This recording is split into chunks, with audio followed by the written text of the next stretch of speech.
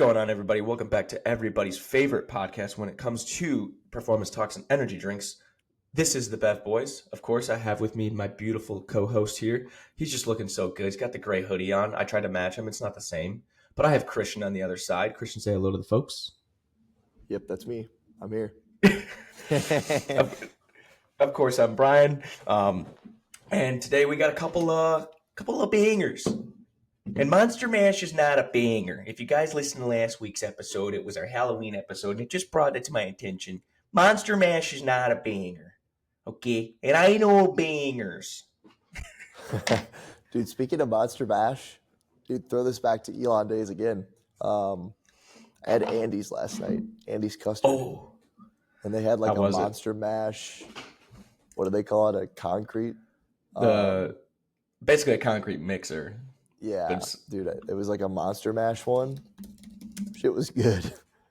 I mean, tough to mess up ice cream, but man. It's still possible. I've seen people do it. Yeah, that's true. I have seen some like subpar ice cream, which is like it's just tough to see. I think that brings up a question. Are you like a hard scoop guy, or are you more of a soft serve guy? I honestly prefer the hard serve.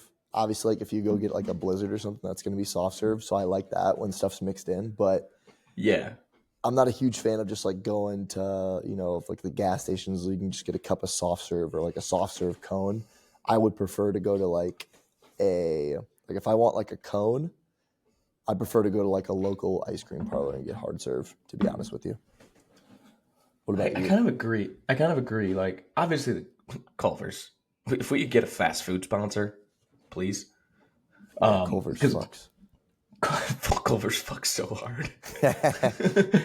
But like if I want like a scoop of ice cream, or like a cone, like I want to like actually get like a cone. I would rather have somebody like do like a hard serve, like scoop it out, like a local place. Not look like it just got pooped out of a machine. Yeah. Which is exactly what it looks like.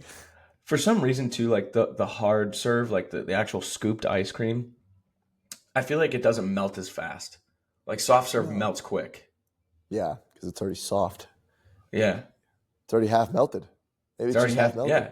It's basically half melted. Like, what are we doing? Maybe soft serve is just half melted, watered down hard serve. Maybe we should review ice creams one day. What are your top 3? Like if you just picked like random flavors. Flavors? Oof. Yeah. I do like butter pecan. I really like butter pecan. I'm usually like, I don't dislike chocolate, but I'm more of like a vanilla based type of guy. Like, okay, the chocolate can be a little bit overpowering, especially when you get like the little add-ins and stuff. Yeah. I feel like cookies and cream is like one of my favorites. That's like a go-to. Okay. So like butter pecan, and then let me get a little different with this last one. Dude, honestly, I like pistachio ice cream.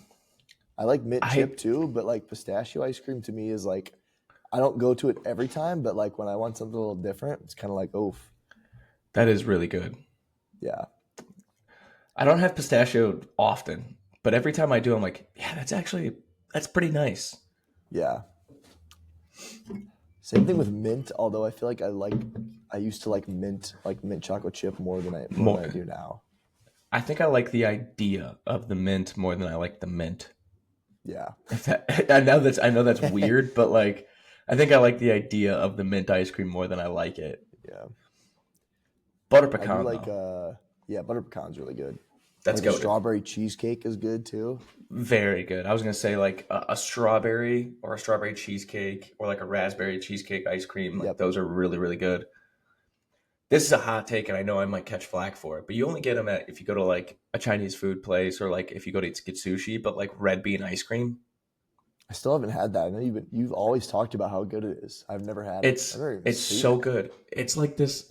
It looks like red velvet like flavor, and obviously like you see the bean, but it's only like 5 ingredients, which is sick. So like if you're like, oh, I want something that's like not a ton of like other extra whatever, but it's like this kind of like hazelnutty Nutella vanilla flavor. It's so good. It's like not super, super sweet. Just I mean, yum. But then there's like the other course to me that's like I'm gonna go to Ben and Jerry's and get they have like this marshmallow flavored ice cream that's so good. And then there's Does like Ben and chocolate. Jerry's have actual like stores? Yeah, you didn't know that? I didn't. I feel like I've seen them like in like big cities, but like I've never seen them. I guess I haven't really been looking for them, but I haven't seen them in like a smaller city. I don't know where I would like even go. I know Baskin Robbins has like Yeah, stores that you see more commonly, but I feel like I don't see the Ben and Jerry stores very often. But I'm we also have just a not looking probably. we got a Ben and Jerry's here in Greensboro. Okay. It's in like the friendly center, so you can just kind of go in. Literally, look. It's like they usually do them as like a standalone place. So it's like it almost looks like remember those like coffee kind of huts that you could like just walk Okay. into. That's what Yeah. they're kind of like.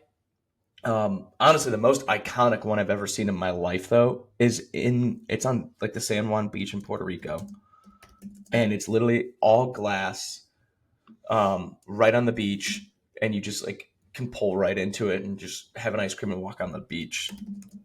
That's dope. Let me see if I can find this because it really does kind of paint a picture for you. Yeah, it's like literally all glass. It's in Condado Beach. Where's my share? Yeah. Share that Share, shit, Jamie. Jamie, pull that shit up. Let me pull that But shit like up. super cool because it's literally like you walk Yeah, outside like this is literally like the front deck of it. That is Super cool. Yeah. I mean, you just kind of get in there, get an ice cream, and just want to cruise around. Go cruise around. That's right. I saw one in Virginia Beach. I feel like a lot of beach towns, like that's where you're gonna find a lot of Yeah, like you're gonna this. find it where it's warmer weather for sure. Yeah, but then like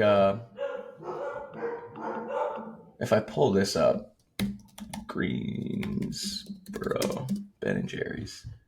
Yeah, there's just like a little different, but the same like idea of like it's like a little hut. So like, no, I don't want to go to Yelp, but like this is theirs, Okay. and it's Yeah, like it is in like like standalone. yeah, it's in like it's almost like in between the roads of like the outdoor mall. So you can Oh, kind of just you kind of stop in and walk around, and then there's like a little plaza like right near it that you can kind of like hang out in. Pretty sick. But yeah, nice. you'll typically see them like either like just a straight up hut where you can't go in, or like a really small one that you can like go in, and it's always like big glass windows type of deal, so you can always see in and out. Scoop shop, pooper scooper shop. And on that note, I'm gonna crack an energy drink because that Same. sparked my appetite. Dude, Yo, today I got I already showed you this before, but Gorilla Mind Citrus Rain. Now you know we're a big fan of the Gorilla Mind drinks on this show. I think I've never had the Citrus Rain, and I don't think Brian's had it either.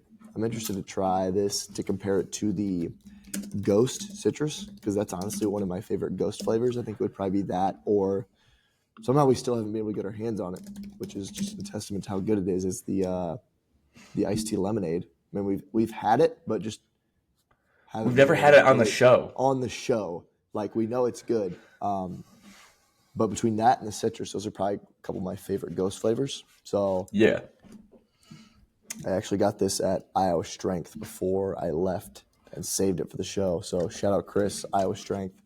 Really good energy drink. Sick gym, first and foremost. Really great people. great episode. Great episode. You definitely need to check it out. He also has a podcast that he's been actually growing pretty decently too. So shout out to him. Check that out. Iowa Strength, and really good energy drink selection, really good supplement selection. They're the only place that I've ever found that carries MTS products besides Tiger Fitness. I'm sure there's other like smaller gyms out there, but it's just a very unique selection. So shout out Chris if you're watching this. I'm about to pop that top. Nice. Crisp. Yeah. So Citrus Rain, I'm thinking more of like we'll see if it's more of a Mountain Dew or see if it's more of like a Sprite 7-Up. Which side of the spectrum is it going to lean? I really hope Mountain Dew. Ooh.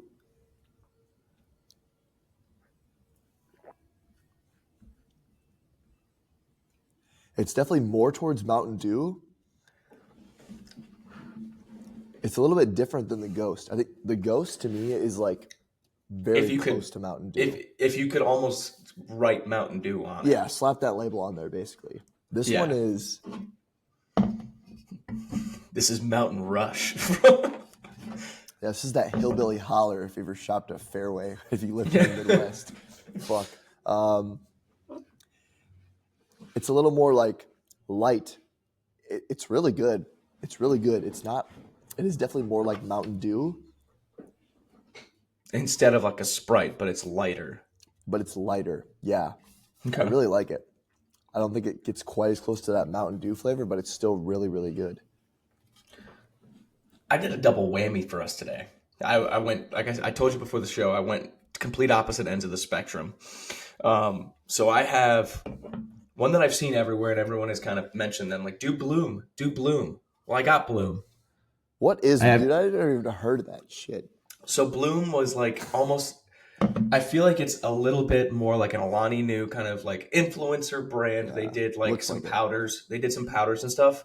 And originally all their products was like a partnership with Target. So you can only find them at Target, which I thought it was like a Target brand. And now they have energy drinks. And I think Nutrabolt has a 20% stake in them now, which Nutrabolt I think is the parent company of C4. I could be wrong. It's not Cellucor anymore. I think Nutrabolt like sold owns it part of as well. Cellucor. Oh, Yeah. so many ownerships here. I can't keep track. I know Nutrabolt is like super into. Yeah. So Nutrabolt does have like a holding in C4, and then Bloom. I think especially as they kind of become like more ready to drink variations, but I have the raspberry lemon. The flavor jumped out at me. I was like, that's got to be the one that you try. But here's the thing: the can. It's very much so like we are targeted towards women. That's through and through. I think the owner of the company is a woman, but 180 milligrams of caffeine, so not terrible. 10 calories, 2 carbohydrates, B12, B6, obviously riboflavin, niacin, the typical stuff that you would see in every energy drink. And then they say that it has prebiotics, but it's not like genuinely like listed about how much or what. Then they kind of go into the Celsius kind of way of like mental focus, boost metabolism, prebiotic fiber, apple cider vinegar. So we'll see. So I'm going to pop this one, and then we can kind of go into there. They use sun fiber, so I'm assuming that's going to be the prebiotic fiber, but very yellow, which I'm assuming is coming from the apple cider vinegar, at least hopefully. Yeah, this Gorilla Mine is definitely like Mountain Dew sort of colored now that I look at it.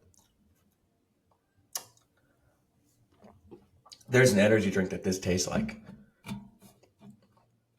I don't know what it is, but very raspberry and then finishes with lemon.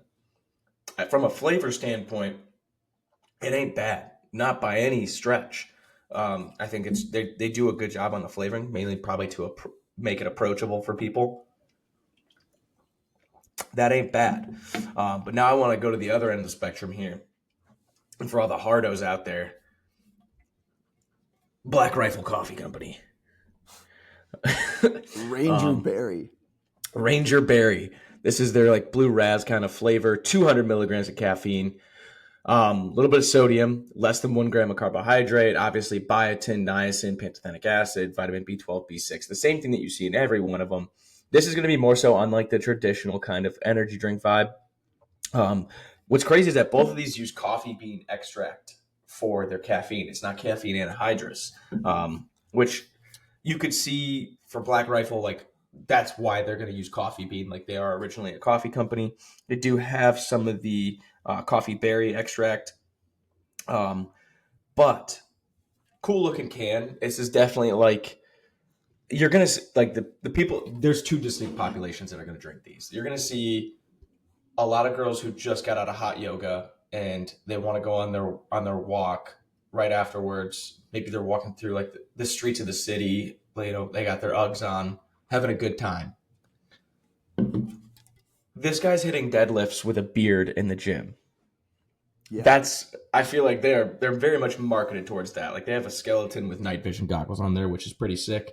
But this is definitely like it's veteran owned. I believe they actually give like a percentage back of like every can, just like every bag of coffee. But I can respect everything you do, but I also need you to respect the game and have a good energy drink. So without further ado, Right. Respect the game. good pop, Ooh. nice little fizz, little spilly. It smells blue. Let's put it that way.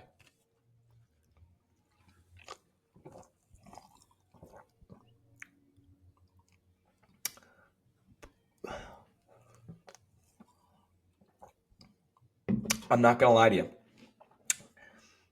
I think Gabe had this when he was on with us one time, Did but I think so. His first episode. Um, it's way dampened down than what I would have thought. I kind of thought this, like coming into this, I thought it was going to be like one of those like egregious, like we're going to make it just so like artificially blue raspberry that it's going to be overpowering. It's very light. This is very light, very very light, and it's very pleasant.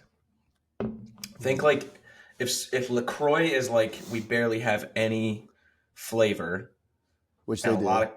lot of carbonation. Right, and if you think about it in that terms versus like, a bucked up where it's going to be almost too much flavoring.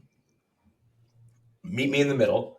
Probably far less carbonation than the LaCroix. Of course, it's very smooth, still carbonated, but it's going to be if like dead center. It's like just right of dead center towards LaCroix of like lighter flavoring. It's very pleasant. It's not bad. A little pricey, I will say that. It's definitely a little pricey. It was like $3.89 for a can, which almost $4 for a drink is tough. Whereas like the Bloom, I think was like $2.89. Yeah, that is a lot of money. That's tough. Don't hate either of them. Obviously, there's pros and cons of both. A 12 ounce versus 16-ounce can, clean, quote unquote, clean energy. Which, when I was trying to figure out like where did Bloom come from, like what is the background, I typed in like Bloom energy drink, and you know how you can always like you get the drop down of suggestions. Yeah, The like suggestions AI were there now. yeah, the suggestions for like the commonly asked questions are like, is Bloom energy drink good for you? Is Bloom energy drink clean? Is Bloom energy drink like does it make you lose weight? Like all those things like kind of typically Yeah, like like popped the up. arbitrary like questions that yeah. Like people who wouldn't drink an energy drink would probably ask versus like the people who are like, where the hell did this come from? What can I see the ingredient label or whatever it is? It's just like they want those like quick hitter fix answers. Right. But I mean, both not bad. They're both probably getting crushed by the end of this. Let's be honest here. Mm-hmm. I got time today, and if I poop my pants, then I poop my pants.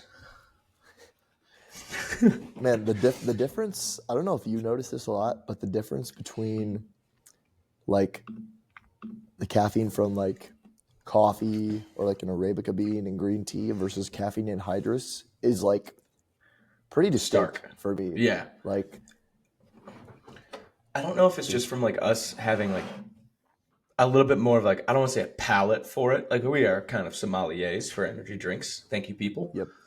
But like, there's definitely like the and it, You feel like it that immediate. up You and feel down, it that up immediately, and like, down. with Yeah, yeah, you feel it immediately with the hand anhydrous, and then it doesn't probably last quite as long versus like you're not going to feel that sudden boost with like a coffee or a green tea extract, but it's probably going to last you a little bit longer. Turn the lights go on here. There we go. I positioned myself right by the light switch, so I wouldn't have to go very far. But yeah, it's pretty distinct, and I guess also the other ingredients are going to play into that. Like this has alpha GPC, Yeah. obviously.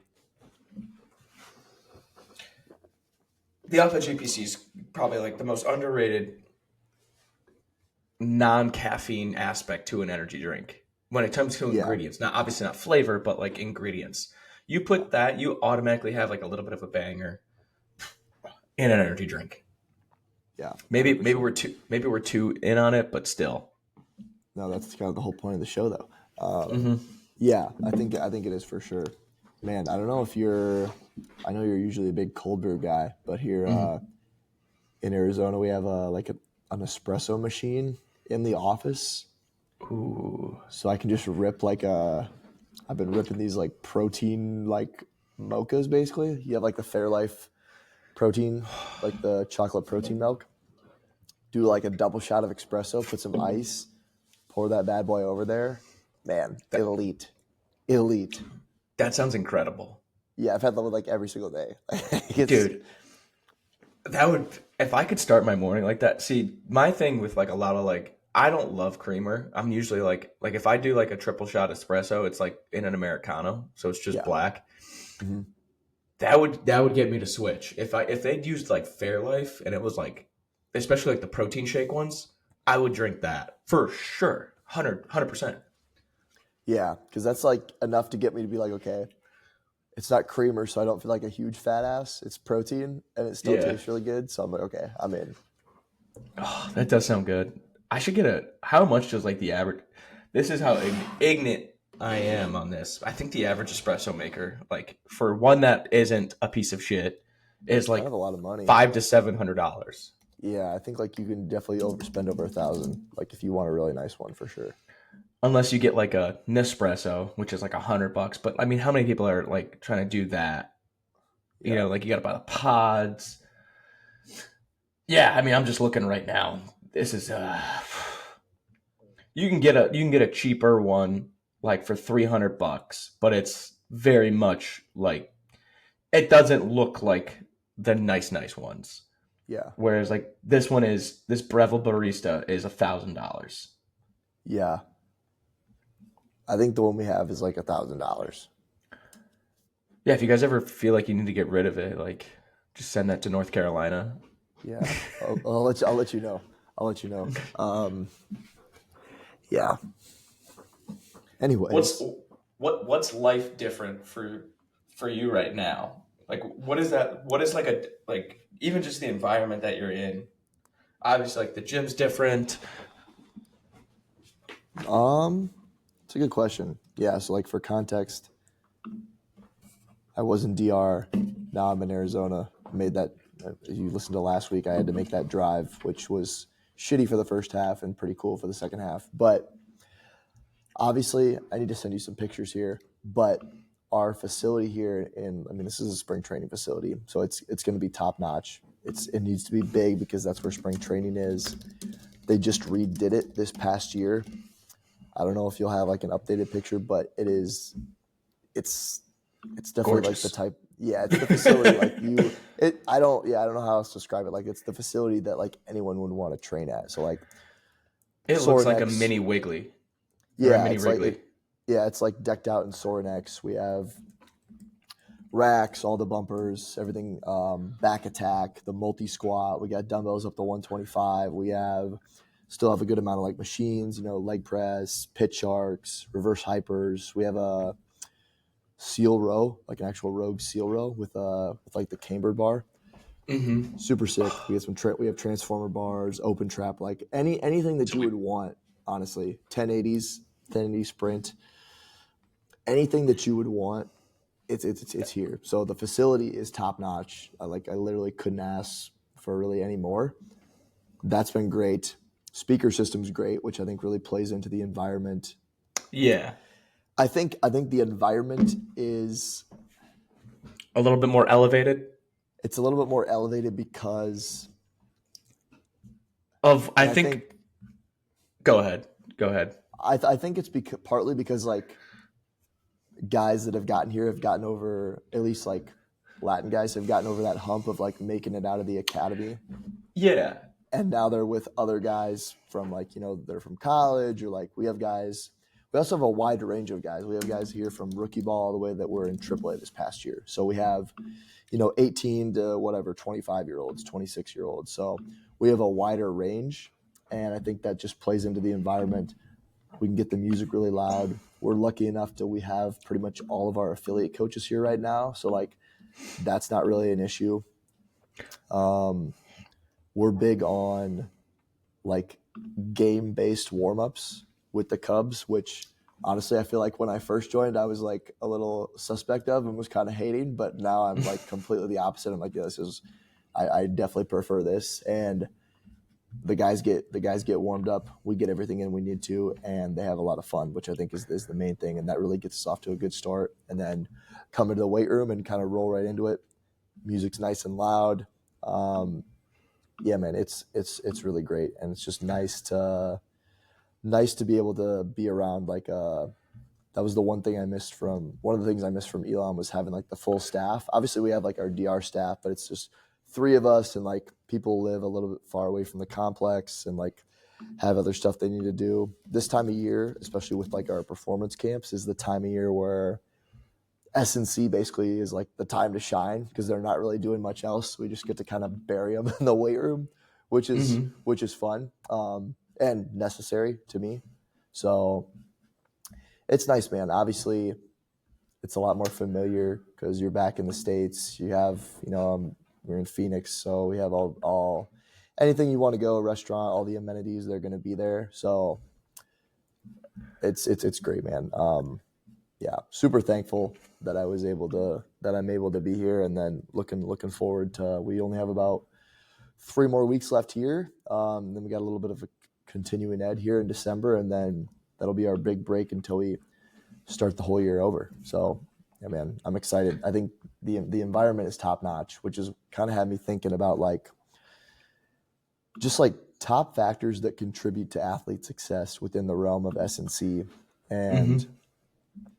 some conversations that I've had that we've kind of had as a staff, and a good point that was brought up by one of our coaches was I think a lot of times S&C coaches try really hard to optimize down to, for 2% more, go from, 90 to 92%. And then it ends up taking away from the thing that actually got you to that 90%. And I thought that was Yeah. a really good point, and I definitely agree with that. Um, and the conversation was originally based around like ways to prescribe intensity, reps in reserve, RPE, percentages, pick your poison. And that's kind of the argument that was made at the end. It was like, okay, like, yeah, like you think that maybe percentages are a little bit more exact, and maybe they are, but is all that work to one, get like a reasonable, accurate 1 RM or certain rep max, and then do all the, the formulas on the computer? Or if you have some software like Team Builder, then it's a lot quicker. But if that's taking away from, you actually being on the floor and creating like just a sick environment, that's probably not a very good trade-off. So I don't know. Yeah. What are some factors, to me, like the factors that contribute to athlete success within like our realm are if someone trains hard or not. I mean, we all know that, like just training intent, like putting your all into every rep, being present. And then I think what plays into that is like the environment that you create as the coach, to be honest with you. I think those are the two big ones for me. Like if someone trains hard consistently and you create a really good environment for them, that's going to be a really good recipe to probably, if you think about 80-20 principle, there's probably a few things that'll get us 80% of the way there. And then the other 20% are going to kind of be with everything else. But what are your thoughts on that? Top contributors to just like athlete development, physical development within the realm of S&C. I think your top three, like you've definitely hammered like two of the top three, in my opinion. It'll be the intent that you train behind anything, right? Whether it be reps in reserve, RPE, percentage, percent range, Yep. VBT. The whole point is to drive at a high intent, right? Maybe not high intensity, but high intent with the movement, right? Are we going for something that's going to be heavy? Like have intent to move something heavy. If we're going for something fast, then your intent is to move it as fast as possible. That thing is probably the most important thing. A good environment.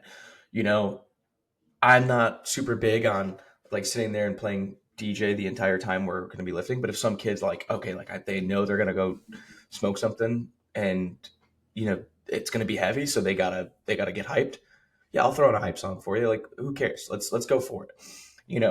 Is there smiles in the weight room? It's such like an underrated thing that I think people don't trust enough, because they feel like it's almost like downplaying. Like, I just want them to be happy in here. It's like, yeah, but if an athlete is super happy, they're gonna train really hard. Versus like if it's begrudgingly to them to have to be there, you're not gonna get the best out of it. So if you got them excited and you know that it's gonna be like they're gonna have fun, like it can be a good party. You can get a lot of work done with a good party. I think the last one too, we kind of hammered on it in the last episode, but like that communication between you and the athlete, if you're able to like effectively communicate, like, hey, if you do this, we can see some good things. You can't tell them this will make or break what you do, because you can't, there's no way of actually knowing that. It's like, hey, this has a very high percentage of correlating to getting you a better success rate. And if you're able to communicate that to them and be honest with like a downfall of like, I didn't like that last session, or I didn't like the way I had the last cycle. I think I kind of wasted some time with that. Like, being vulnerable and being a human to them is that third piece.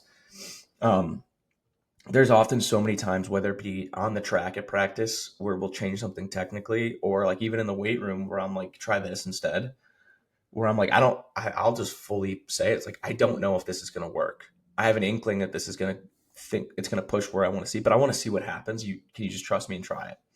Right. And they'll come back. And if it works, it's like, okay, then we have something. And if not, I'll just tell them like, I didn't see what I wanted to see out of it. Like, don't worry about it. Like, just go back to what we were doing before. But like being able to experiment like fluidly, like with the athletes in that sense of like, change this one little thing up.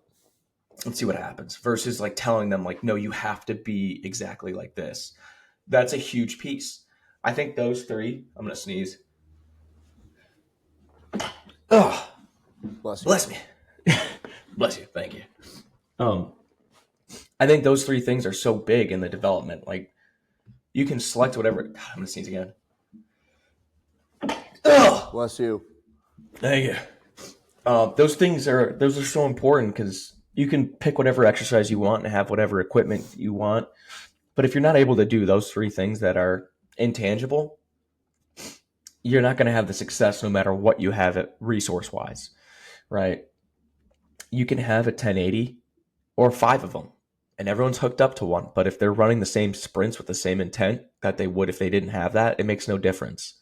Yeah, you have some more data to collect from it, but if you're like, hey, I want you to go all out in a 30-meter sprint, and you're timing it with a stopwatch, or even just watching it with your own eyes versus hooking them up to everything and then having them kind of half-ass a rep because you can't communicate that effectively, you're in a bad spot, man. Yeah, I think it comes down. It's easy to want to try to over optimize, and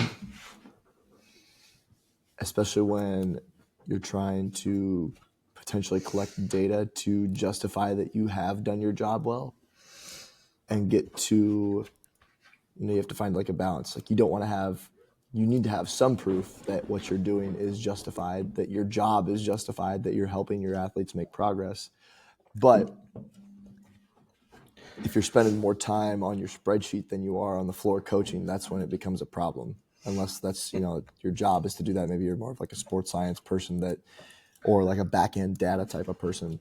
That's where it's the problem. Like, I would rather, we're really lucky to have a lot of technology, force plates, 1080s, all that stuff.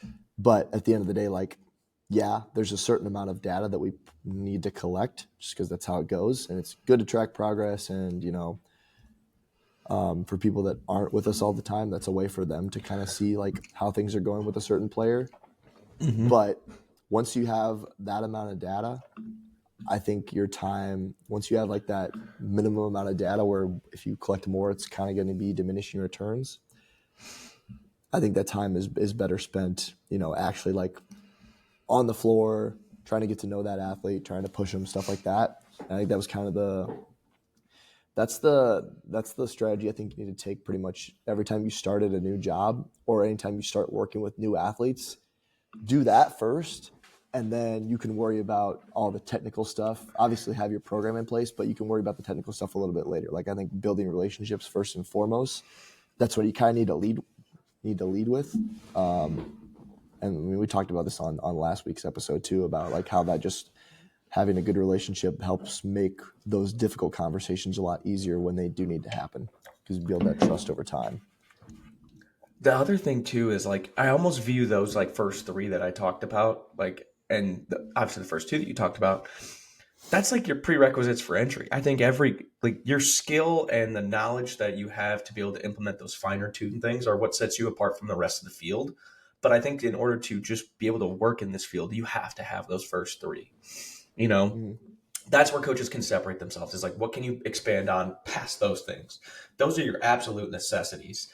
And it's not. It again. We're not. I don't think we're necessarily saying that every coach should only worry about those three things. No, I'm saying like every coach should worry about those three things. So that way you can use all the other knowledge that you have to be a separating piece to help push the path forward clearly more towards better development, the wins, etc. But you got to have those three. Those are your most important pieces. That it's like it's almost non-negotiable. You can't have the other stuff. You can't have the rims for the car without having the car itself, and that's the car. You know, Yeah, and I think overall, this reminds me of I was in Colorado last year. I took a visit to Regis University, D2 out there. Shout out to them. They were super welcoming. I'm probably going to try to visit again just because they were just a good time hanging out with that staff. And, you know, I was talking to their director. He kind of took over and built that thing up from where it was before he was there. And they redid their weight room, and he just kind of talked about like how like yeah, I would just want to try to make the weight room a place where people want to come in general, not even just like during your lift time. Like, hey, between classes, like we have TVs, we're gonna have like all the March Madness games on here, or we're gonna have all these like whatever football game is on at that time, just like a place where they like want to come and be able to hang out. And I think that's for both players and staff. I think that's really important. Like for me, I look at this facility we have here and I'm thinking like staff, like who wouldn't want, like I look forward to coming here. Like I've came here every day I've been here, even on the days we haven't worked.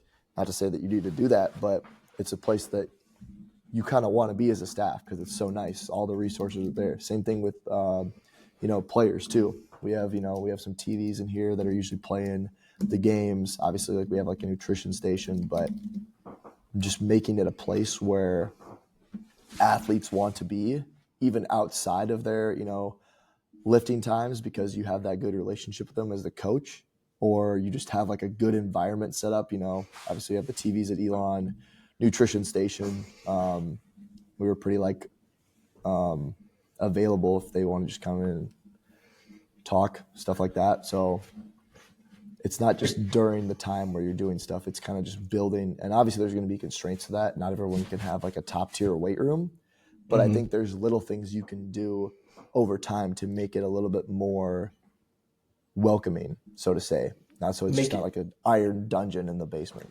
Yeah, like the simplest things is making yourself available. And obviously, like if you got 8 teams, it's a little bit tougher. So like I empathize with like a lot of the people who have that situation, but it's like, when I'm in my office, unless I'm on a phone call or unless I'm on like a Zoom call or something, like the office door is pretty much open if you want to stop in, say hi or whatever.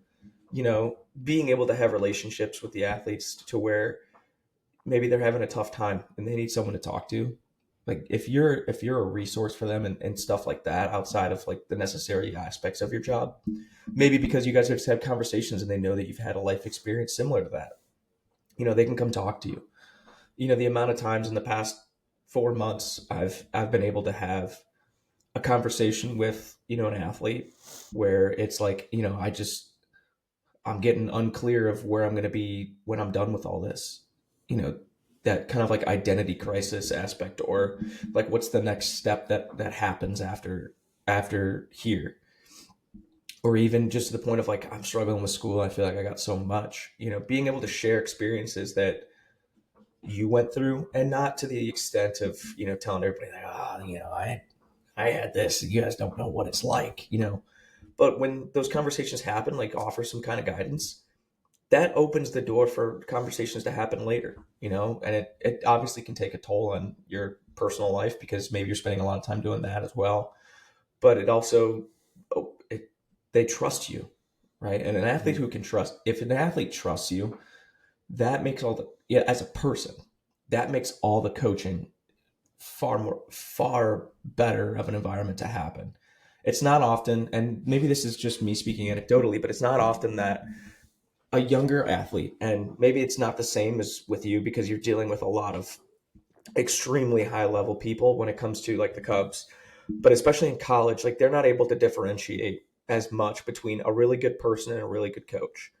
It's not often that a lot of kids, unless they're reaching that final year where they have that like maturity to be like, "Oh, they're a great guy. I just don't think they're a good coach," or they're in the head of like, okay, they're a great coach, they're a great person, they care about me, they're going to try their best, right? That's all enveloped into that, like, I don't want to say like that halo kind of bias on there, but it's true. And I think a lot of coaches don't get enough credit when they do care, even if they don't know they're trying to put the best thing forward. But I think a lot of athletes see that as like, I can put my trust in them because they really care about what my performance is, even if it's not necessarily the right direction. I think they can understand that somebody is caring enough to try something, and they're going to go in with it. Um, and that's a really cool thing. I don't think we give enough credit to those smaller interactions as coaches as we should. Yeah, you don't need to be at work all the time, but just be when you're there. Try to be present and being available when you are and when you don't have something else to do. So, Yeah, dude, it's one of those things. have you? Go ahead. Go ahead. Well, I was gonna say, Yeah. have you ever? I was gonna change the subject entirely. So, Do it. have you ever seen the show? It's just called Sprint.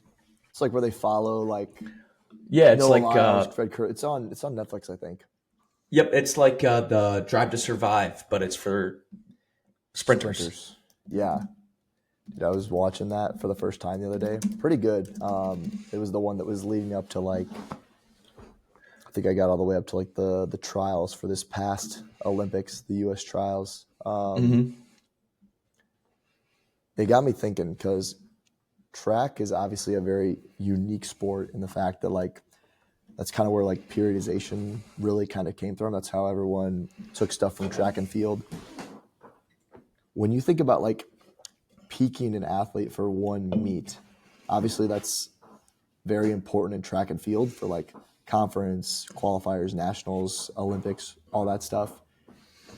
Do you think it's necessary or worthwhile to try to do that with a team sport? And do you change your training week to week based off your opponent? Like I'm thinking like football. Baseball, it's tough because you play every day and everyone else plays every day. Football, you play once a week.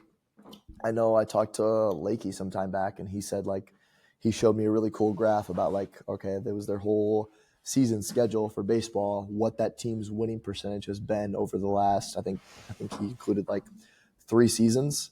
And he was kind of basing his intensities of his main movements off of that. Basically like, okay, like if this is a winnable series, if this is a series we should win, or if it's non-conference, we can kind of push a little bit harder. If this is a conference series, or this is one we really want to be tuned up for, maybe I'll pull back a little bit, or the week before. Football is, I think, an interesting one because, I mean, you guys just had a bye week. And I know how Nick usually does train during the bye weeks. You usually train hard as fuck because you don't need to be ready for that game. So I'm assuming that was this past week. Do you change it based on the opponent? And is there a point in peaking? Because football season is not as long as a lot of other seasons, but still, I think you can definitely lose some of the progress you made over the spring and the summer during the season if you don't Address things. hard. Yeah. If you don't address things, whether that's strength or even like fitness, like just general cardiorespiratory, especially if you're a low snap guy and then someone gets hurt and you need to step up. It's super tough. And I think, I've had some conversations with TK where, shout out our boy TK. it's like, okay, we know that this is going to be, especially at like his level, it's a little bit easier. At like the mid-major FCS, it's a little bit tougher because it's like everything can always be a dogfight. But it's like you kind of have those games where you're like, okay, I know that, the way we kind of structure it is like, I think there was like 1 to 2 deloads for football, where it's like, okay, we know we have a big game coming. That week prior is going to be like that, because we train the day after a game, and then you have like a more of like an upper body kind of lift midweek. But it was like the week before where it's like, okay, like we're going to plan that deload so we have the freshness, and we're feeling good versus like training through that. So I don't know if it's necessarily like peaking, but it's like plan the deload, plan that aspect to where you're going to back off a little bit, so everyone has a little bit extra freshness in order to be prepared for the game. And then like on that bye week, it's like, okay, that's the inverse of that, where it's like, okay, we're going to train them hard because most of the time bye weeks happen mid-season.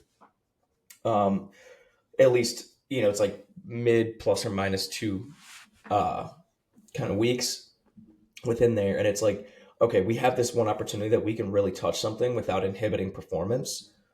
You gotta poke at it because it's like the one chance you really get in order to make sure that like 30 plus or minus 5 like strength residual is going to be enough there to do it.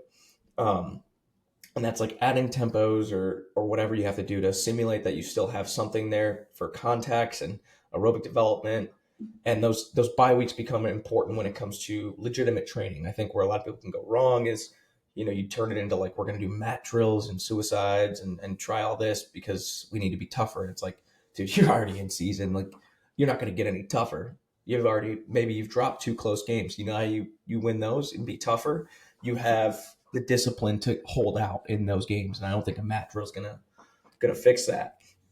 I wouldn't necessarily say it's peaking, right? It's not necessarily peaking, because when we think about peaking, there's like a true performance taper where it's like, a decrease of volume 2 weeks out, one other week out, and then the week of, and you have this like almost to where everything becomes very, very short sessions. It's very high intense, and then you're done, right? Maybe you hit 1 rep and that's it, and you feel good. But it's just like letting the body hit like supreme recovery in order to be the best performance possible. You don't really have that in team sports, especially when it comes to like football, because in that sense, like you're not necessarily like truly backing off a ton. They're still practicing, and most of their volumes come from practice. Maybe they have like an additional off day, which kind of counts as like that deload.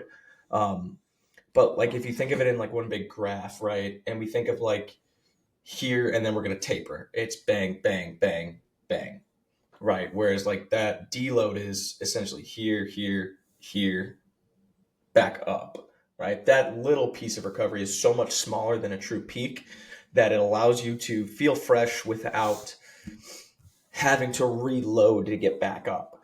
And that's like, it's a gray area. It's a real tough area to like implement. But I think like simply just put like training something to a lesser extent, and having a little bit of like, I guess like mental back off, I think is like the biggest thing. Um, and probably the mental back off, you see a lot of teams perform very well after a bye week. I think just from like being in this like, I don't want to say like grind mindset of like, I'll be honest with you, man, as an athlete and as a coach, like in season, especially in football, is a grind. You got 5 different meetings, you're preparing for an opponent every single day, and then Sunday comes and it's like, okay, we did that one. You don't take a rest. It's okay, on to the next one. Let's go do it again. So I think if we think of it in like the general terms of like, we're just backing off a little bit just to give you a break, versus like we're going to actually taper and peak for a big meet, that's like the big one. And then when you think about like at like TK's level, where they might schedule like a small school that they know they're going to beat, they're going to take that opportunity to fluctuate intensities and volume to hammer home the strength stuff, because they know that like, I guess statistically and systematically, like they should beat that team up. And it's gone wrong before, where people underestimate an opponent. You can never truly underestimate it, but like you can look at it and be like, okay, like we're 5-0, they're 3-2, and their 3 wins are non-ranked opponents at the level below us. Like, we should dog walk them. We're gonna train them during this place versus like, oh, we have Alabama on the schedule. Well, we should probably we should plan that deload then, so that way they're fresh and able to attack, and maybe we can sneak a win out of Alabama. Yeah. You know, Yeah, I mean that's why you see people come out of like an all-star break a little bit more fresh, even though it's only like 3-4 days when you're used to only having 2 days off in a whole month. Like for baseball, it's that you can got make a big that. difference. Yeah, like Yeah. mentally versus physically. And I guess even for football, it's almost like it's not a peak, but generally you're going to structure your practice week where toughest practice is going to, if you play on Saturday, your tough practice is probably going to be Monday or Tuesday. Yep. And then a little bit lighter towards the end of the week. And it slowly tapers off. So it's Exactly. almost like a little bit of It's a like a peak mini throughout taper. the week. A Yeah, mini it's like taper throughout the week. Yeah, it's like a mini weekly taper. Yeah. Yeah. So I guess in that sense, you do that just on a smaller scale. So Yeah. I remember when I was in college, we rolled up to a game the night before, and ours was like we had a walkthrough planned for that day, and we rolled up and we saw them on the practice field hit full pads in like full team activities. Our faces lit up, and we were like, we're gonna beat the shit out of these guys. damn, that was the day before, like a Friday. That was a Friday. We rolled up to Minnesota Crookston, which when anybody knows, they don't have a football team anymore. Yeah, I'm like We rolled up and we were like, we're gonna fucking kill them. Dude, speaking of the NSIC, you see a guy pitcher for the Blue Jays pitched at Concordia St. Paul? Which one was it? Was that Louis? Varland? Yeah. Louis Varland? You know You that guy? mean Luis? one of the two? You mean one of the two brothers that were my lifting partners in college? Yeah, that was him.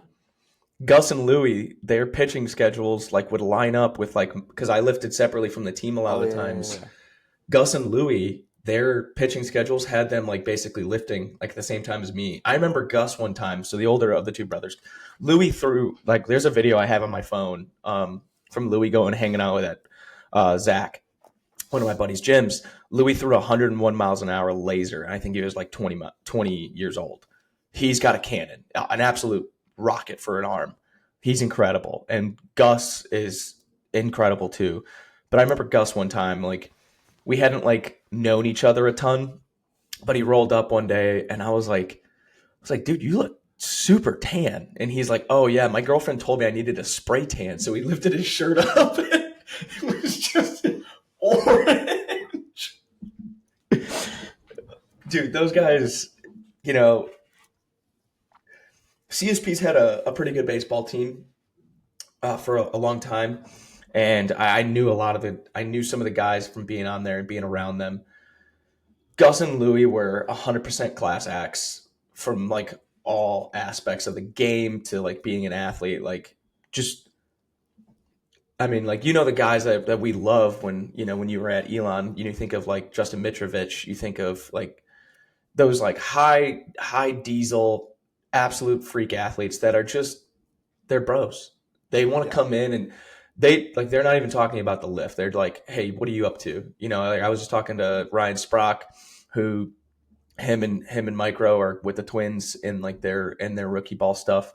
And, I came in, I was like, hey, when do you kind of go up to the cities for any of your meetings or stuff, like go to these restaurants, like, and I was like, oh, Sprock, like you're gonna love this one, Micro, like you'll really like we're talking about stuff like that.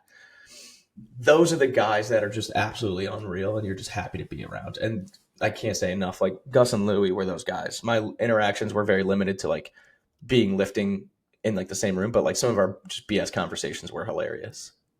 Yeah, I just thought that was crazy. He was pitching in Game 7 of the World Series.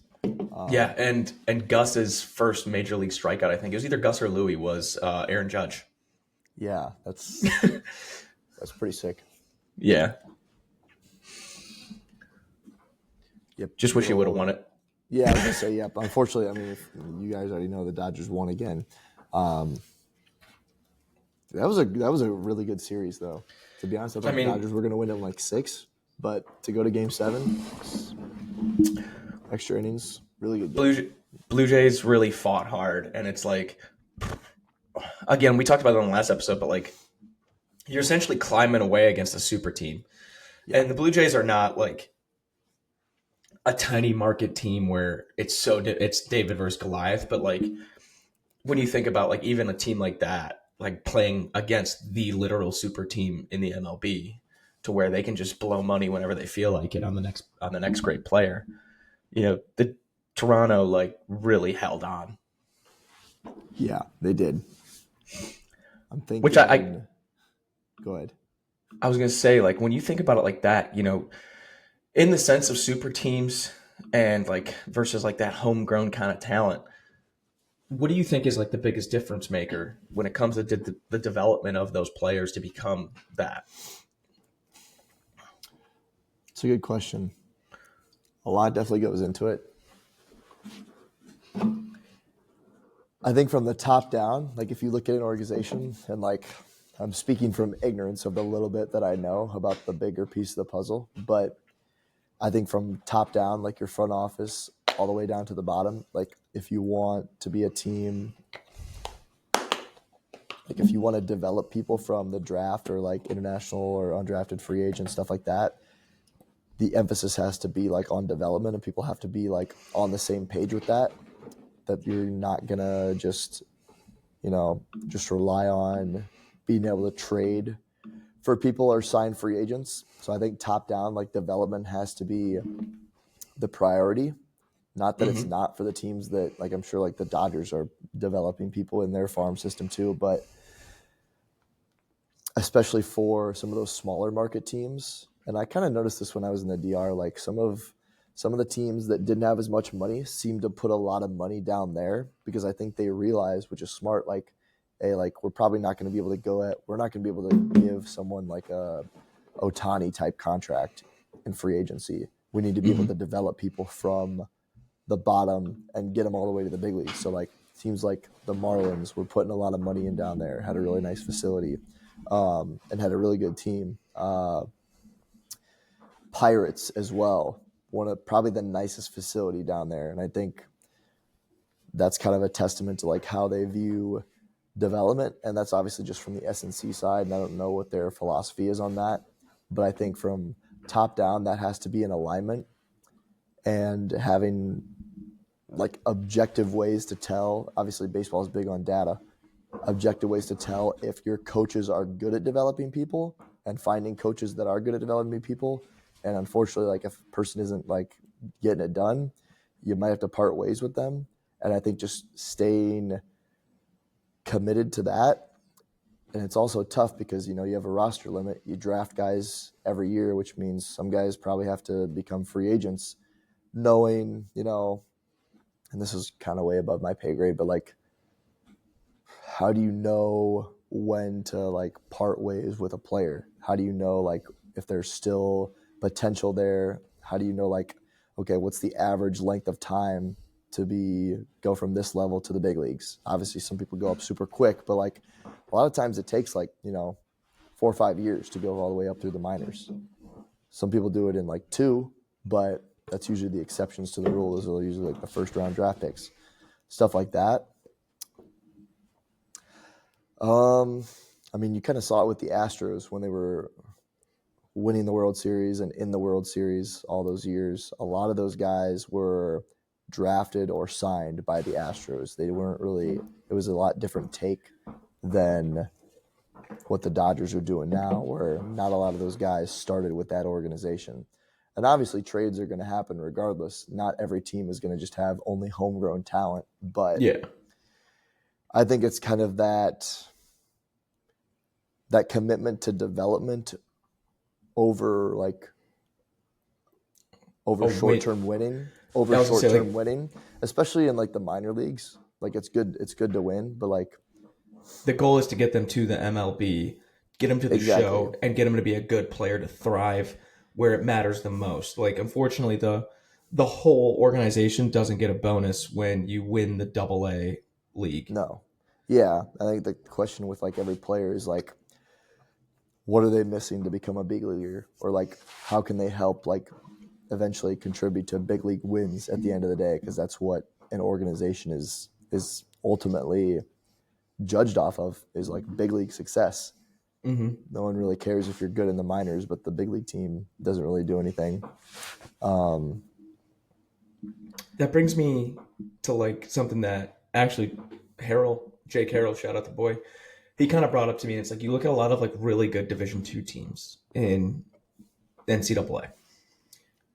All those really, really good Division II teams, they take those players who, by all means, everything except for one characteristic was built for Division I. They're a really good player. They're really strong. They're really fast. Blah blah blah blah blah. But they're only 6 foot. They're not a 6'5" lineman. So then they go to Harding and they become one of the best linemen in Division II. Or vice versa. It's a running back who is just a little bit slower, or he's a little bit weaker, but he's super fast, he's shifty, he's agile, or he's just a little bit shorter too, or he's a little bit undersized, and they didn't want to spend the time to develop him to get him ready for pure Division I at the FBS level in Power Four. And then you look at that from like a developmental side, and kind of in like where I'm at, where it's like, okay, well, how do I get some of the best talent available that maybe they're just going to get overlooked, right? And like I look at it from like the point of like, okay, Arkansas is going to look, or Texas is going to look, LSU. They're looking for four people who have, say, or four. Obviously, we have a women's team, so it's like that. But they're looking for 11.5 or below. If you can't be there, you're not there. If you're on a 400, it's 53 or below. They're not looking for somebody who just hit a 54 in their end of their junior year going into their senior year. So those are like, I don't want to say like that's the talent that's left for us. That's not the way we look at it. It's like, okay, but if like everything's there, maybe you're just a late bloomer, you know? Those are like the gems that we look for of like, okay, you're an 11.7 girl, or you're a 54, 55, 56 in that range, but you haven't ran this race that much. There's a lot of room to grow there, and we can spend time to develop you, because that's where we're valuing it, is like, we know we're going to develop. That's our shtick, is like, get us there. You might not be an NCAA competitor your freshman year, but that's okay. We don't need you to be. What we can try to do is get you there by your second, third year, and then fourth year, we're just capitalizing on that to where you're competing with them. And then that brings in the next enrollment of recruits, where they're like, okay, I'm a 54 girl. Maybe that's slightly faster than, the 56 that we signed or whatever. And it's like, well, now we get a 54 that's starting off the bat a little bit there. Now we're going to try and develop you at the same rate, obviously diminishing gains, but we're going to try and develop you as much as possible to continue to push that. And then the next one comes. And then you have like the winning that goes with it. You're able to get more and more talent in there. And now in pro sports, obviously that's a little bit different, because everything else can be the same, but they're going to offer them $1 million, and you guys are only offering 850,000. Someone's going to make that choice, and by all means, that's their choice to be made. Money's going to play a part in it. I think in both aspects now, probably more than it should. But the development aspect and like the devotion to development, like especially like where you guys are coming from, where it's going to be like the priority is, I don't want to say it's not, the priority is placed on the under, in the rookie ball, the Dominican League, the AAA, the single A, the double A, the high A. Obviously, I said that out of order, but like those are getting so much time and resources spent to foster those talents to come upwards in your system, versus like, okay, let's just go spend the money on whoever's the best available out there and ready to contribute right away. I guess in yeah, that sense, when you guys look at it from that, as a coach, legitimately, like, for lack of a better term, your role is player development. Um, mm-hmm. would you rather be at a place that maybe doesn't? I don't want to say maybe doesn't win as much. Like, you guys have literally a World Series ring in the last 10 years. Like, you can't say that you guys don't win. Um, but would you rather be at the one that's going to take time to and space out those wins a little bit more, or the super team and get the rings and whatever, but you're playing far less of a role in that? It's a good question. I mean, I definitely enjoy being in a place that like values like S&C, but I also don't see I don't see why we can't like be that team, a few years down the road that is Winning three back to back. winning back to back to back, with us still playing a big part in that, and because we developed people. Obviously, like, we're going to sign free agents. Like Yeah. the Cubs signed Kyle Tucker in the offseason last year. Hopefully, really hope we re-sign him. But I think that's kind of the goal. Is like, all right, like let's see. It's kind of how it played out in Houston. Can we see if we can do something similar, talent, and then obviously we have enough money that we can hopefully sign some really good free agents. I don't see a reason why it can't be both. Obviously, Yeah. I guess if the question is, would you rather like win and just have your job not be valued a whole lot? I don't know. That's tough because I don't know if you can win without valuing every department to the extent that it should be valued to. I think that's I think you can win once. Yeah, I don't know if that's I don't. sustainable though. That's what I'm saying. Like I don't think that that's a sustainable practice to be, a long-term historically good team. You know what I mean? Exactly. So I think I mean that would be like our goal is like I feel like contribute as much as we can and then try to be like a dynasty, but with development through not just having to sign free agents, but because we're actually developing talent. And I think like a really good way to look at it is like in the end of the day, if you're the best at developing people, eventually that's going to lead to wins. Unless like your talent is just so much like different off the bat, but like if the talent is somewhat equated and you're do a better job at getting players better over time, how does that not lead to winning in the end to some extent? It's obviously not that simple. But I feel like that's how I look at it. Obviously, maybe I'd probably look at it a little bit differently if I was like in scouting and like my job was to find the talent to begin with. And I also think another thing that's important is being, if you ever read the book Principles by Ray Dalio, he talks about how basically Bridgewater and the idea of like an idea meritocracy, where all ideas are like, say if I'm like entry level position and you're, a VP, your idea or your thought isn't held in higher regard just because of your position. Like we're going to pick the best idea. Obviously we're going to think through it, but at the end of the day, like the best idea should win in the end. I think that's really important. I don't think it should be, obviously when it comes to like credibility, someone that like has more experience, you might take that person's opinion a little bit more in a certain situation. But I feel like what we do a really good job here is like feeling comfortable of like saying your opinion or like what you think about something. And if it kind of checks out and we talk through it, it doesn't matter that like you might be in like a little bit lesser of a position when you look at the actual hierarchy. Because you never know like what perspectives like are going to be had through different people coming from all these different places, especially with how many employees we have like on the player development side. Like it's worthwhile to be open-minded and being able to like hear each other's opinions. And that kind of goes back to what we were talking about last week about like trying to learn as much as you can about other departments so that you can kind of see how the player development is holistically affected by what you do and like how that maybe plays into the bigger picture. Because I mean, if you just keep doing what you're doing, it may still work, but you're probably leaving a lot on the table. And there's always going to be other teams that are like thinking a little bit outside the box, like and willing to take that input from the people who aren't necessarily the majority stakeholders in this, where it's like, okay, we've elevated them, so we only should listen to them.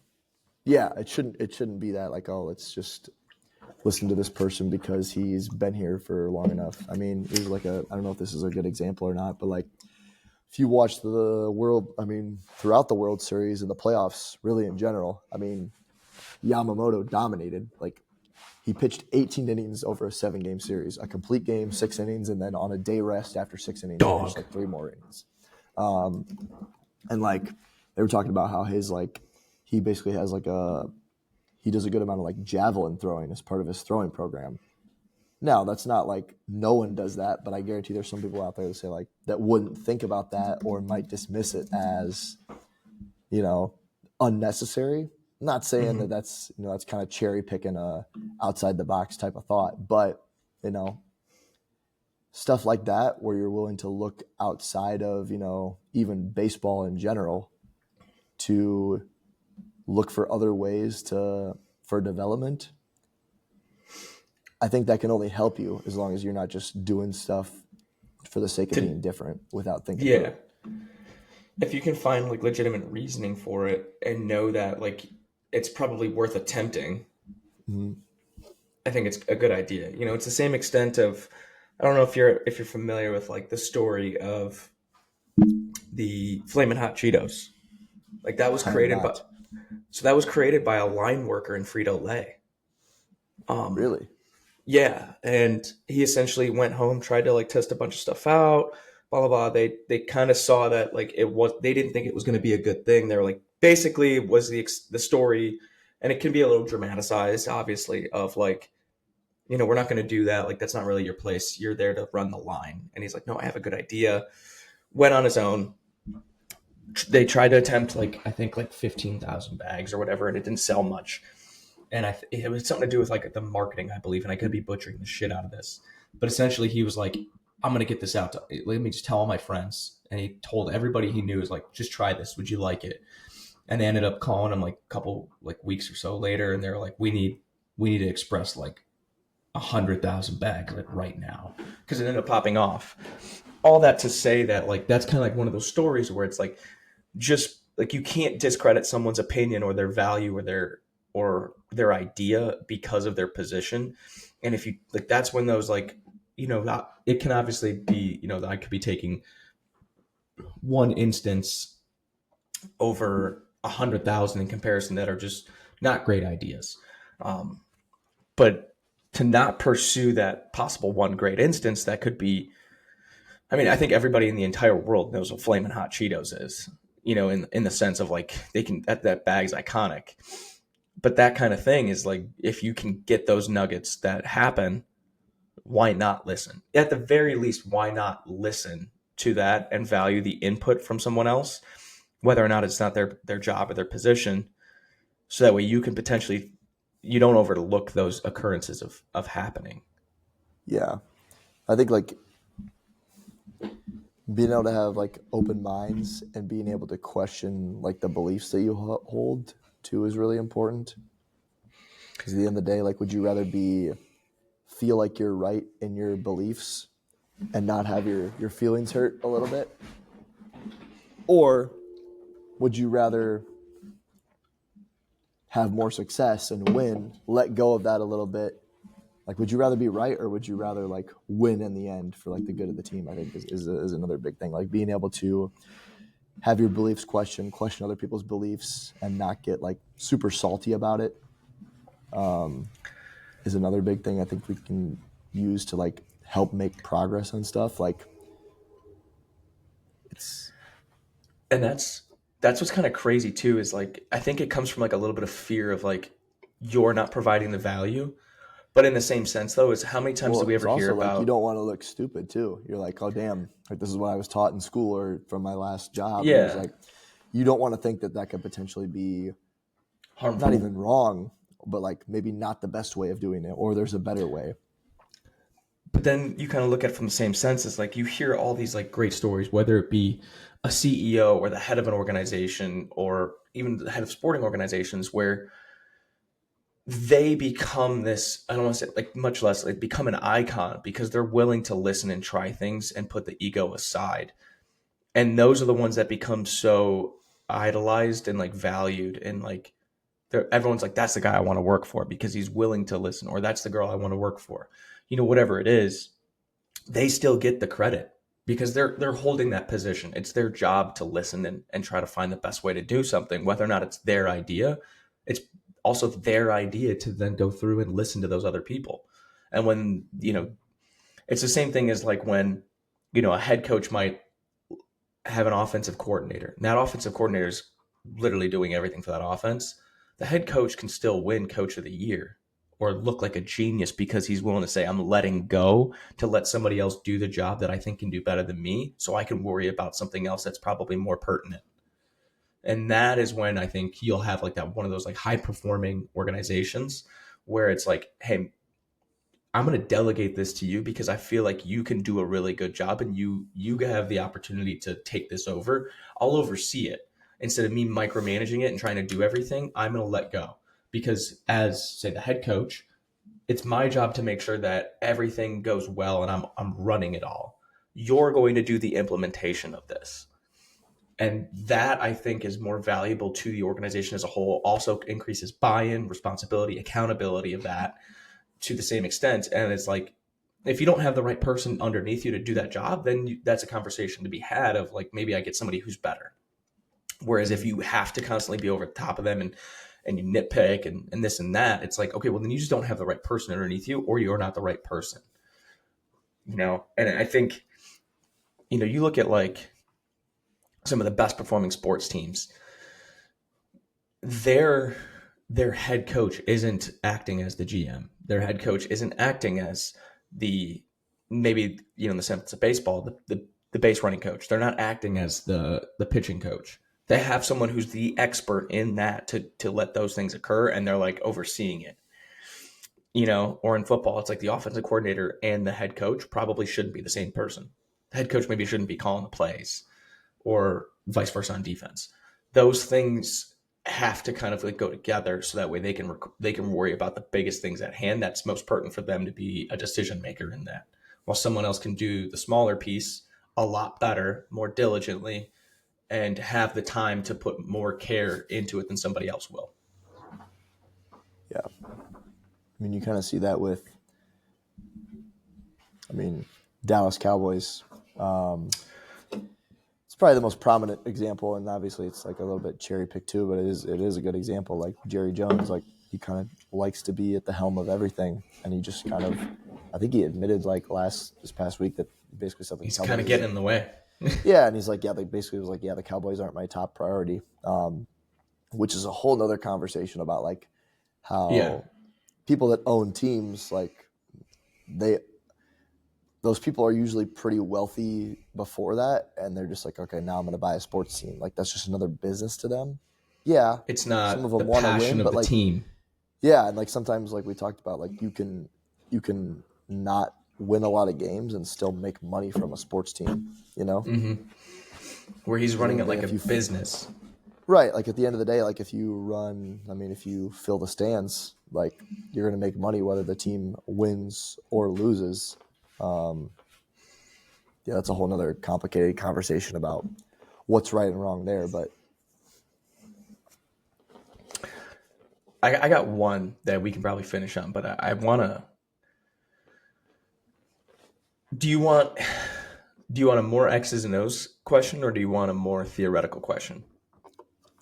Let's go theoretical. Let's get philosophical here. Okay.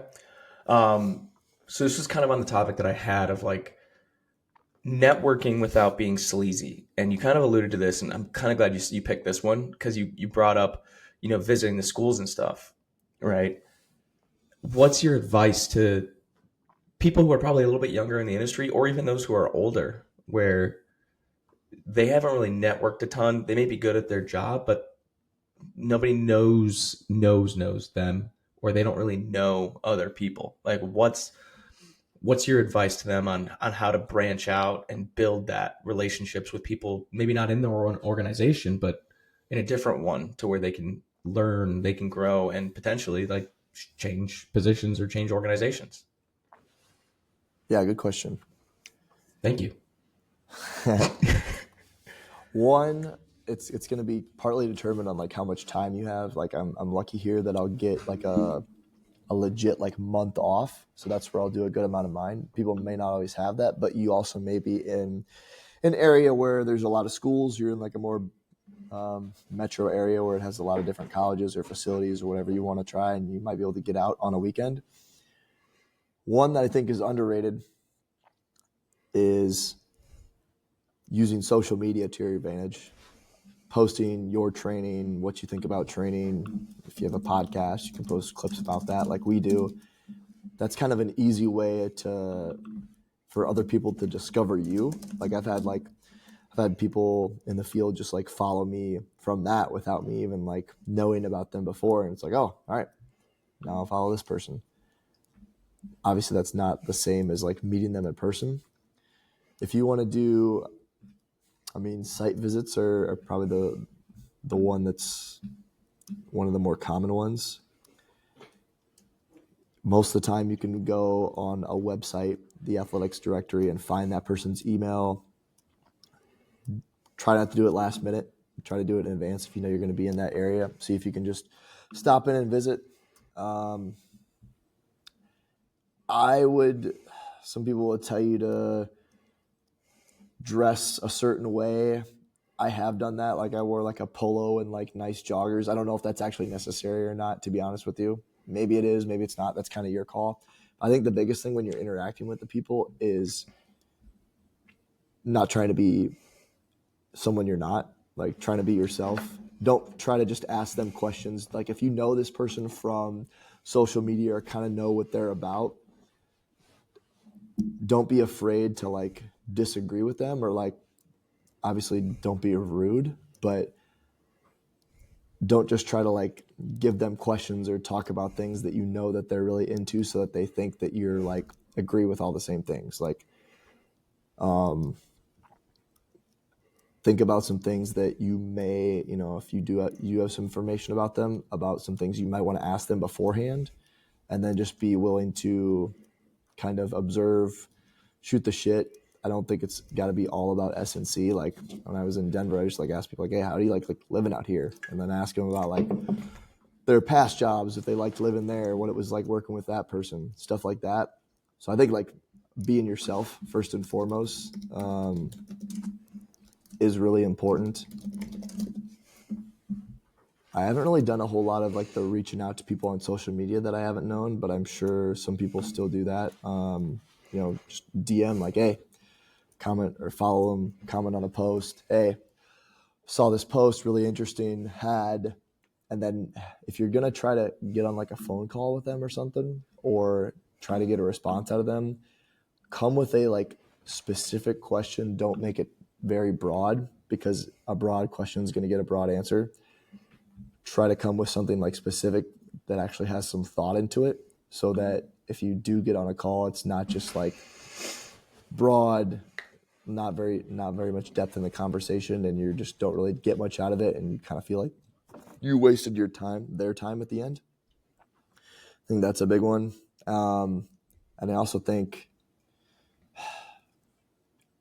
it can be overrated in the sense that like if you're always trying to network and not focusing on doing your job good, that can come back to bite you. Don't think that just because you know a lot of people, you're going to be in a good spot. Yeah, you still have to be like really good at what you do. I think a lot of times you're probably going to get to know people as much by just doing a really good job as you will if, how many times did someone stop in at Elon, that new coach DeMarco, stuff like that. We didn't try to meet those people. I didn't even know those people before they came in. So stuff like that. I don't know. I think just like sounds corny to say like be authentic, but don't be afraid to like disagree with people. Obviously be respectful and professional, but don't try to just suck up to them and be like, oh yeah, I agree with that. No, just be like, oh, actually, like I think this because I saw this. What do you think about that? I don't know. Which that kind of bleeds into a little bit of a secondary piece on the question, where it's like, so how do you do this authentically without necessarily being like this sleazy, I'm here to network and I want to say that I know you kind of person? Right. I mean, usually I just want to come and, see what you got. see what you got with the facility. And then you might end up probably talking to some coaches more than others because some might be busy, and that's fine. And I went and visited University of Denver I met a couple of their fellows. They had some really cool, like, interesting background stories. Their director, Matt Shaw, obviously super sharp guy. He was kind of like busy with hockey that day, so I ended up talking to their soccer guy, which they have a really good men's soccer team there. Shout out Andy. I'm probably going to try to go visit that place. Again, you see their facility. You kind of, and you learn about like the school too. Like they run stuff off of a quarter system. So they don't do semesters, they do quarters. So their academics look a little bit different, which kind of helps benefit them with certain sports, with just like time allotment. I think it's just not trying too hard, but also like get out of your shell a little bit and don't be afraid to, I mean, we ended up talking about energy drinks when Evan came to visit that one time before he got hired, like stuff like that. Like that's the way I think you do it. It's not like, oh, like, do you know this person? Do you like, what do you think about this? What do you, like, it doesn't have, if it's just all about S&C and like jobs and like, where are you going to go from here? They're probably going to just, it's going to be too formal. You know what I mean? Yeah. Yeah. It's going to be too formal. Like you're checking a box. Also don't feel like you need to stay there the whole day, but don't say like, okay, like don't actually have Don't like a rush few it. hours free. Yeah. Have a few hours free. And then like, you'll kind of, either they'll have something that they have to do and it'll kind of naturally, end from there. Fade off. Yeah. But don't be like, yeah, you don't want to like have to end it in a, a sudden Abrupt. fashion. Yeah. Yeah. Okay. I don't know. What do you think about that? I feel like I haven't really I just started doing it this past year. I mean, I've met people just by way of traveling around and doing internships and stuff like that. But I know some people are big on like doing a lot of those. I mean, and again, like it's kind of like what area you're in and how much time and the time of the year. But it's also like I want to spend some of my time doing other stuff outside of work too. I think that's just as valuable as networking sometimes.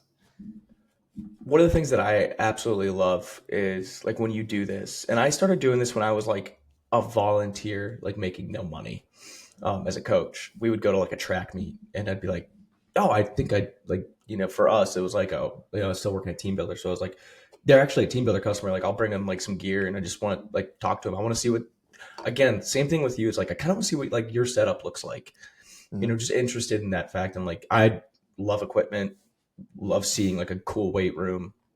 So I remember like at one point, like we had a meet at South Dakota State and I was like, I just want to see what that weight room looks like.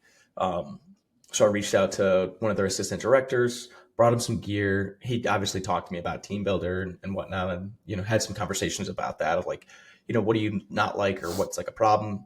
But then just kind of sitting there, it's like, okay, so what's a normal day look like for you guys? Like what when you go there, okay, like I see you guys get this. Do you use that often?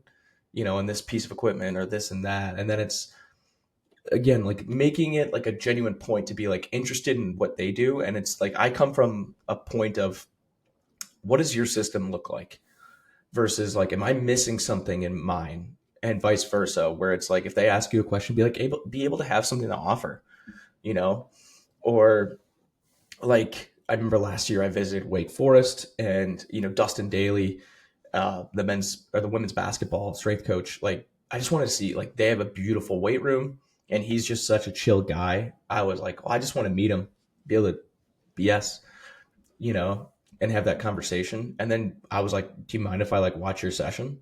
He's like, yes, no problem at all. And then we started talking about, different things that he did in the session. I was like, oh, I really like, what made you want to do that?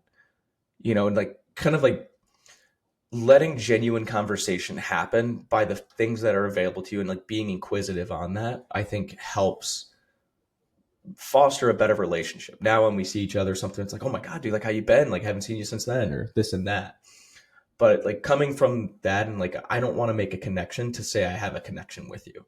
What I want is I want to be able to have a conversation with you as a person. And that's what's really helped. Versus, and the easiest thing to do too is like honestly come from like a place of like nobody likes when you're like this person's coming in here from like an equipment place because they they're trying to make a sale or something like that.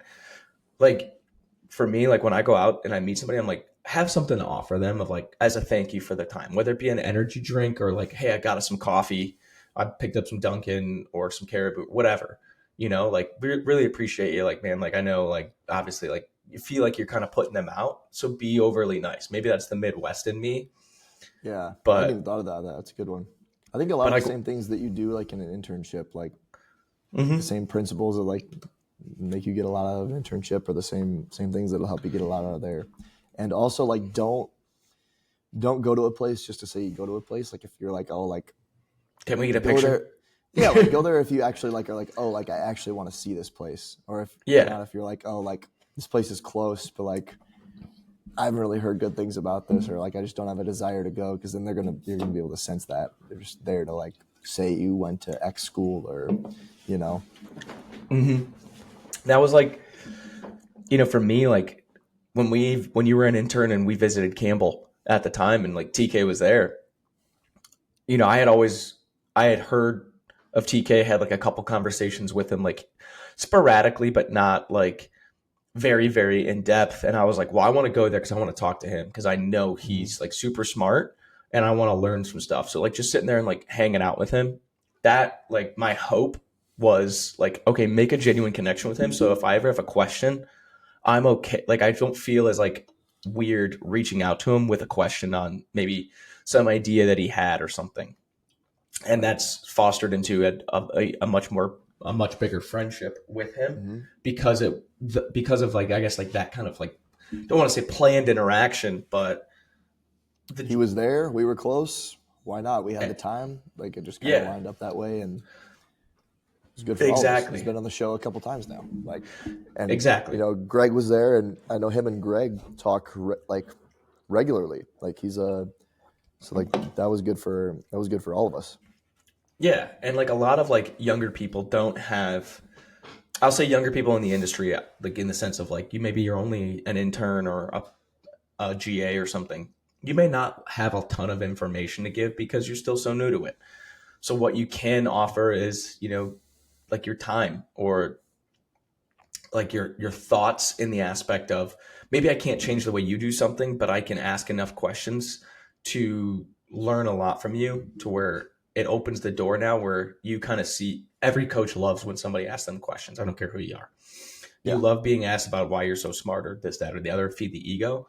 But then like it's there that they also pick up when someone is like genuinely interested in what they have to say. So the next time they ask you a question, they're more receptive to giving you a thoughtful answer. So those things are like I think in my opinion are really important just from the sense of you can have a budding relationship with somebody to be able to learn more from them in depth.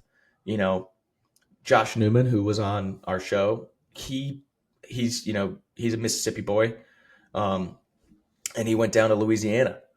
He went down there and he texted Boo Schneexeter, and he was like, "Hey man," because they had passed and Boo was so nice. He gave him his phone number. And he's like, "I'm coming down. I'll be near you. I'd love to like grab breakfast with you. And they went out. Boo drove an hour to meet him for breakfast. And when Josh went to pay, Josh was like, "Hey man, like I really appreciate like you just taking time. Let me buy breakfast."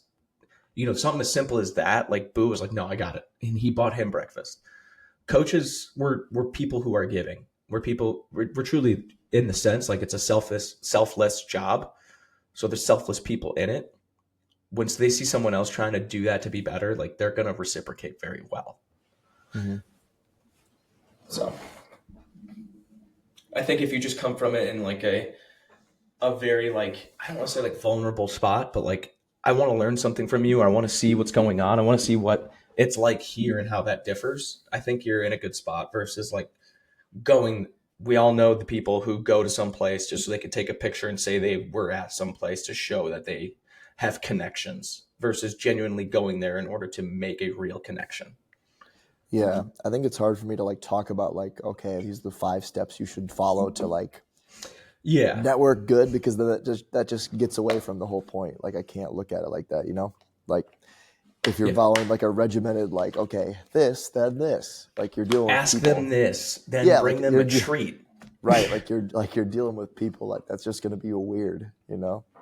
Yeah. So I think it's just the same shit that's going to make you like get a lot out of an internship and help you there is going to be not much different when you're trying to visit a place. You're just going to be a little bit older and actually have a job. Yeah. That's the only difference. Yeah. So, Mm-hmm. all right, should we wrap this bad boy up? I think so. You want to go first? Yeah. So Citrus Rain Gorilla Mind. Obviously, the formula is top tier, probably the best in the game right now. The flavor, really good. I don't like it as much. Like I'm comparing this to the Citrus Ghost. The Citrus Ghost is a little bit better for me. This is still really good. It's not my favorite Gorilla Mind. That's probably going to be up there with like the black cherry vanilla, the strawberry candy. Those are probably my top two. Those are like 9.5, north of 9.5 for me. This is still really, really good. I would definitely bang one of these again. I'm going to go, man, I've been saying some such shit lately, Brian. Man, I would bang that drink. Yeah, man, I would. Anywho, dude, I'm gonna go 9-1. I'm gonna go 9-1. I think the Ghost Citrus is probably like a 9-3, 9-4 for me. This is like a 9-1, man. This is really good. This is really good. That's a solid ranking. Yeah. Wow. I mean, it's really tough. Gorilla Mind's missed on like one or two flavors for me. Mainly the Tiger's Blood is shit. Patty's iced tea is just. You had that, dude. I picked. I had already bought those energy drinks before you sent that text, and I bought one of those, and it's still sitting in my fridge. I've been like, is it just trash? Maybe I had a bad can or something, but like is it supposed to be just iced tea, like plain iced tea? Yeah, like plain, like it tasted like plain unsweetened iced tea, and I was like, ugh. But carbonated. Yeah, and it like. I regret my purchase. Yeah, I got about a third of the way through the can. And I was like, this is gross. I'm gonna throw it out. And God damn it. But like you think about like a flavor like that was the flavor that she wanted. Like they probably hit the flavor. I just don't like it. But that would be a low one for me. Their blue raz is really good, but like black cherry vanilla, strawberry candy, those are incredible. Watermelon candy, incredible. They're orange. I really like their orange. I'm not an orange guy. Mm-hmm. But going to these two, bad boy, bad girls. I'll start with Bloom. Great flavor. Honestly, raspberry lemon is a sick flavor. 180 milligrams of caffeine, kind of slow release on the caffeine, so you don't really feel it. 289-ish for a 12-ounce can. Is that great? It's pretty good. Not a lot of ingredients outside of the caffeine, in my opinion, that are like there's probiotics, but like that's kind of been debunked so much that like a probiotic is actually like monumental in a drink form like this. Just take a probiotic or prebiotic and kind of be good from there. Yeah, there's some theanine. Yeah, eat some fermented foods and you'll get that. Yeah, eat rotten foods. Yeah, just eat rotten food. Drink old milk and you'll be okay. The can, I'm gonna be 100% honest with you. I'm not fucking hate it. Yeah, I fucking hate it. It looks like a Pinterest board was a can. So I'm just out on it, like the it's basic like stock Canva photos. It's clip art. Yeah, you made that on Canva. Yeah, I don't really love that. All that being said, I'll probably go 6.3. Like it's solid for the flavor and a little bit of caffeine. Does it blow my socks off? Absolutely not. Would I take this into a gym? Probably not. Would I choose this over a Monster? Probably not. Same. You're not caught dead seen with one of those outside your house. Don't go in public with that shit. Ranger Berry out on the video. Yeah, I have to blur out that you were holding that, Brian. That could be used against you. Ranger Berry Black Rifle Coffee Company. Sick can. I love that. That's awesome. That reminds me of like old skateboard art. I know that's not what they intended, but that's what that reminds me of. I think it's super cool. Can looks cool. 200 milligrams of caffeine. It is the black coffee brand, so it is a coffee bean extract, coffee berry extract, very slow release, so you don't get like jitters from it, which is nice. I'll be honest, drank both of these. Like I have a sip left in this and probably a sip and a half left of this. So 380 milligrams of caffeine in my system at the moment and no jitters. However, there's not a lot else to offer from this can. It is very cool. I like that they donate back to veterans, to veteran-owned company. However, is that built into the pricing? That's kind of one of those things where it's like, are you being thoughtful with that, or are you trying to still maintain your price? Yeah, to maintain that profit margin. Exactly. So that's like one of those things. I think it tastes pretty good. There's that final sip. It's very light on flavor. Ranger Berry's still pretty good. Is it the best blue raspberry I've ever had? Probably not. No, I think the Ghost Sour Patch Kids Blue Raz, the regular Blue Raz, the Monster Blue, the Blueberry Mist from 3D, I think is better. The Gorilla Mind Blue Raz, I think, is a better drink. I'd probably go 6.6 on this. Solid, but the price, lack of ingredients, and it's an okay, good flavor, but not spectacular. That's where I'm going on that. Okay. A couple mediocre drinks, one really solid one. Yeah. Not bad. But at least we know. We do this for you guys. Yeah. So you don't have to. Yeah, that's it. Sometimes it's tough though, because you're like, it's probably not going to be that great, but let me try it anyway. But I mean, we've had a couple of those where we're like, we got to find the most egregious drink. You know, Gridlock. Gridlock was holy shit. That was trash. The cherry slush was that like 50 cents, 99 cents? I think it was 89 cents at Aldi. You know, cherry slush Alani Nu, just absolute dog shit. I'll fight that one till I die. That was disgusting. That's cherry cough syrup with sugar and erythritol, and it tastes like it. Yeah, I was a big fan of those. I don't think I like the Alanis quite as much now. Maybe I had to come to Jesus moment after I actually found out it just tasted like Vicks Vapor Rub. Yeah, exactly. Yeah. But yeah, there's some bad ones out there, but that's all right. We're like the energy drink police. We got to find out who's good, the bad, and the ugly. You know, that's what we do. Maybe we have to have an episode like that. Yeah, honestly, we should pull up the Canva whiteboard. Let's get some rankings. Live and interactive. Just waiting to watch the video version, folks. I think next week we do a good, the bad, the ugly, and we coordinate our drinks with that. Let's do it, dude. I think that's what we got planned for next week. So everybody should definitely tune in next week. Obviously, listen to our last episode that just released. That's going to be a huge thing that we want to get out there. Very fun one. Some theoretical sports talk versus just traditional S&C. So we really got into some different stuff on that one. If you haven't watched it, go back to Spotify, go back to Apple Podcasts, go back to YouTube. Please like the video, subscribe to us on all those platforms. It helps us out. We want to grow as much as possible so we can continue to do this and have financial freedom from this so we can really get active. When we have the fuck you money, we'll be able to have fun. I was gonna say a little. You'll know what we really think about stuff. When we don't rely on outside income to do this. But follow us on Instagram at bevboys.tv. You'll find clips from the show as well as some other things. Those are probably some of our highlights, but also leads into the bigger conversations that we have on there. You can find us ourselves on Instagram. We're usually collaborated with that. I'm at BSZUTKOWSKI, B Shakusky. Frenchie over here can be found at French_fit40 on the gram. That's a banger, and I know bangers. And of course, go to the greatest website of all time, bevboys.com. Get yourself a shirt, get yourself a hat. There's some cool designs on there. We have some hoodies on there as well. I still love that Pall Mall hoodie. That might have been one of the funnest ones I've had creating. I think we're going to try and get some holiday ones out there, maybe for the new year. Get some traction. I did hear back on I heard back on our bucket hats. We're in the first levels of production with sampling. So fingers crossed I show up one day and we have one on there. Type shit. That's on me.